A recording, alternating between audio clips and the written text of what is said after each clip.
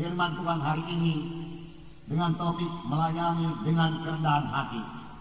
Di sini kita melayani dengan kerendahan hati. Kerendahan hati, saudaraku, adalah satu sikap hati kita. Sikap hati yang sudah berubah, diubahkan oleh Tuhan Yesus karena Tuhan sendiri yang berada dalam hati kita ini, saudaraku. Orang yang rendah hati, saudaraku, mengenal kesanggupannya. Masih banyak kekurangan, dan karena itu dia bersandar kepada Tuhan. Dan Tuhan tidak pernah mempermalukan orang yang berserah kepadanya. Dan orang yang rendah hati, saudaraku, mengetahui bahwasanya segala sesuatu yang ada padanya adalah karunia Tuhan. Walaupun dia memiliki wajah yang tampan atau cantik, semua itu datang daripada Tuhan. Dan dia akan memakainya untuk memuliakan nama Tuhan, bukan untuk keuntungan sendiri. Walaupun dia diberkati Tuhan dengan berkat yang berkelimpahan, semua daripada Tuhan, yang membuat dia bertambah bersyukur kepada Tuhan. Puji Tuhan, saudaraku. Dan kalaupun seseorang itu tidak dikaruniakan Tuhan wajah yang tampan atau cantik, dia tahu, saudaraku, bahwasanya harta yang sebenarnya, hidup yang sebenarnya bukan terdapat dalam dunia ini, tapi dalam hidup yang kekal. Dan dia mencari perkara-perkara di atas. Itulah dia orang yang rendah hati, saudaraku. Memang segala sesuatu yang ada pada kita, saudaraku, segala sesuatu yang baik berasal daripada Tuhan. Firman Tuhan berkata. Dan firman Tuhan berkata, apakah yang ada padamu yang tidak kamu terima daripadaku? Semua yang ada pada kita, kita terima daripada Tuhan. Pada sebalik, kalaupun kita diurapi Tuhan, kita dipimpin Tuhan, kita diberikan Tuhan hikmat, biarlah semuanya itu kita pakai dengan segala kerendahan hati untuk melayani jiwa-jiwa, untuk melayani Tuhan. Amin, saudara. Nah, dengan kerendahan hati, saudara, kita akan berhasil dalam pelayanan kita. Dengan kerendahan hati, saudara, kita akan berhasil dalam doa kita. Dengan kerendahan hati, saudara, kita bisa bergaul dengan sesama anak-anak Tuhan. Dan ini sangat perlu dalam kelompok sel. Kalau seorang pemimpin kelompok sel cukup rendah hati, saudaraku, dia bisa mengenal semua anggota-anggotanya dalam kelompok sel tersebut. Dan ini akan sangat menolong dia dalam mendoakan anggota-anggota kelompok sel yang satu persatu. Saya percaya kuasa doa. Seorang pemimpin kelompok sel yang berdoa buat anak-anak Tuhan di kelompok selnya, pastilah diberkati Tuhan. Baik pemimpin kelompok sel yang berdoa, baik anak-anak Tuhan dalam kelompok sel tersebut akan diberkati Tuhan. Karena Tuhan kita Tuhan yang mendengarkan dan menjawab doa. Oleh sebab itu, pada saudara pemimpin kelompok sel, wakil pemimpin kelompok sel, biar dalam kelompok sel saudara-saudara saling mendoakan. Dan saudara mengenal semua anggota-anggota kelompok sel saudara. Dan saudara mengenal saudara persoalan-persoalannya. Saudara mengenal kekuatan-kekuatannya. Saudara mengenal panggilannya. Saudara mengenal kelemahan-kelemahannya. Dan itu semua saudara bawa di hadapan Tuhan. Dan saudara sampaikan kepada Tuhan dalam doa yang bersungguh-sungguh dengan segala kerendahan hati. Jangan pernah menganggap saudara itu lebih tinggi daripada mereka, lebih rohani daripada mereka, saudara lebih berhikmat daripada mereka. Saudara, kita sesama anggota tubuh Kristus, masing-masing ada kelebihan, ada kekurangan, tapi kita ini semua saling melengkapi satu sama lain. Demikian juga halnya dalam kelompok sel, kita perlu saling mendoakan. Biar pemimpin kelompok sel, saudaraku, merasa dirinya tidak lebih tinggi, saudaraku, dari anggota-anggota kelompok sel, saudaraku. Walaupun dia yang melayani, saudaraku. Karena, saudaraku, pemimpin KKS bukanlah suatu jabatan, saudaraku, bukanlah satu kedudukan, tapi satu pelayanan yang dipercayakan Tuhan kepada saudara. Supaya pelayanan saudara boleh sampai kepada maksud Tuhan, supaya pelayanan saudara boleh berbuah, yaitu saudaraku kelompok sel saudara berbelah menjadi dua, dan kemudian datang jiwa-jiwa baru lagi yang saudara layani dia dengan mengenal dia, saudara dengan bersekutu dengan dia, sehingga dia kemudian menjadi murid.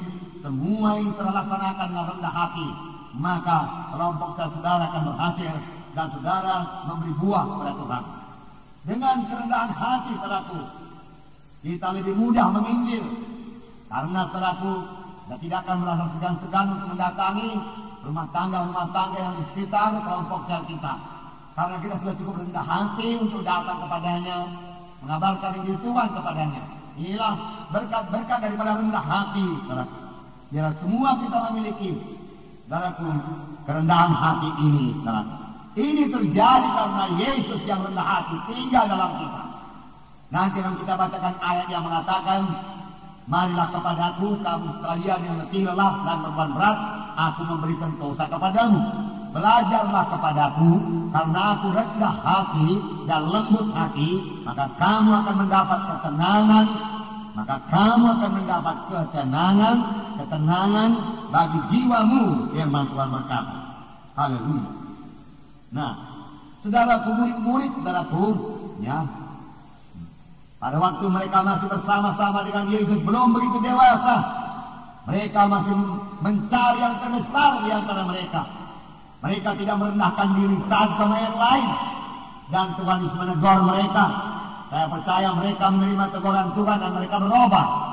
Saya akan membacakan pada saudara Markus 9 ayat 33 sampai 37. Bukalah Alkitab saudara, bersama-sama kita membacanya. Markus pasal 9 ayat 30 sampai 37. Markus pasal 9 ayat 33. Di sini kita melihat, saudaraku, murid-murid berbincang-bincang di tengah jalan. Mereka bukan memperbincangkan penginjilan, mereka bukan memperbincangkan, saudaraku, pengorbanan Tuhan Yesus. Mereka belum mengerti. Tapi apakah yang mereka cari? Mereka mencari orang yang terbesar. Mereka berharap menjadi orang yang terbesar. Mari kita baca Markus 9 ayat 33 sampai 37 bersama-sama. Kemudian tibalah Yesus dan murid-muridnya di Kapernaum. Ketika Yesus sudah di rumah, dia bertanya kepada murid-muridnya, apa yang kamu perbincangkan tadi di tengah jalan? Tetapi mereka diam. Sebab di tengah jalan tadi mereka mempertengkarkan siapa yang terbesar di antara mereka. Lalu Yesus duduk dan memanggil ke-12 murid itu. Katanya kepada mereka, jika seseorang ingin menjadi yang terdahulu, hendaklah ia menjadi yang terakhir dari semuanya dan pelayan dari semuanya. Maka Yesus mengambil seorang anak kecil dan menempatkannya di tengah-tengah mereka. Kemudian ia memeluk anak itu dan berkata kepada mereka, barang siapa menyambut seorang anak seperti ini dalam namaku, ia menyambut aku. Dan barang siapa menyambut aku, bukan aku yang disambutnya, tetapi dia yang mengutus aku. Sini telah sementara berjalan bersama-sama dengan Yesus, murid-murid mempertengkarkan siapa yang terbesar di antara mereka. Sampai di rumah, Tuhan Yesus bertanya kepada mereka, apa yang kamu perbincangkan tadi tengah jalan? Mereka diam karena mereka sadar, tidak malu. Mereka tahu bahwasanya yang mereka perbincangkan itu tidak layak. Surat tangis dalam kalau kita datang di bawah kaki Tuhan, kita menjadi sadar akan kekurangan kita menjadi sadar akan dosa kita. Dalam hal yang paling baik adalah kita bertobat. Demikian juga murid-murid ini, Yesus mengasihi murid-muridnya. Seolah-olah Tuhan berkata, boleh kamu menjadi besar.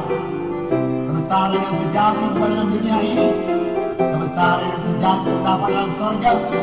Biarlah kamu mencapai kebesaran yang sejati, dan aku menerangkan jalannya kepadamu, Tuhan berkata. Dan Tuhan sedang menerangkan jalannya kepada murid-murid ini. Di mana Tuhan berkata, jika seorang ingin menjadi yang terdahulu, hendaklah ia menjadi yang terakhir dari semuanya dan pelayan dari semuanya. Yang mau menjadi terbesar, Tuhan berkata, dia harus menjadi hamba. Dia harus memiliki hati seorang hamba yang patuh. Siapa yang menjadi terbesar, dia harus menjadi pelayan. Dia harus melayani di dunia ini. Kalau dia memperoleh